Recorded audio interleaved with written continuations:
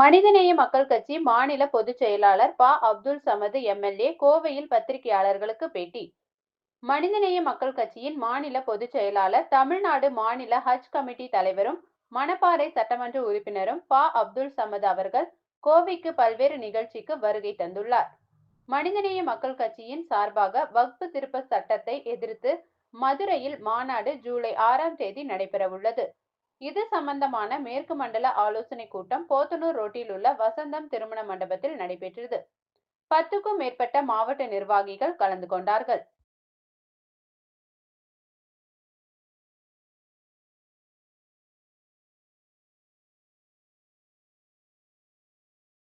வேறு சட்டமன்றங்களிலும் இதே நிலைதான் நீடித்துக் கொண்டிருக்கிறது.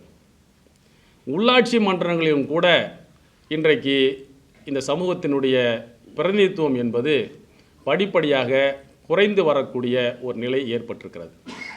மிக முக்கியமாக நீதிபதி ராஜேந்திர சச்சார் அவர்கள் 2006இல் கொடுத்த பரிந்துரையில் சொல்லியிருக்கக்கூடிய மிக முக்கியமான ஒரு செய்தி, முஸ்லீம்களினுடைய அரசியல் பிரதிநிதித்துவம் சட்டமன்றம், நாடாளுமன்றத்தில் செல்லக்கூடாது என்பதற்காக பல்வேறு சதி செயல்கள் நடந்து தடுக்கப்பட்டிருக்கிறது என்ற ஒரு செய்தியை அவருடைய பரிந்துரையில் குறிப்பிடுகிறார்.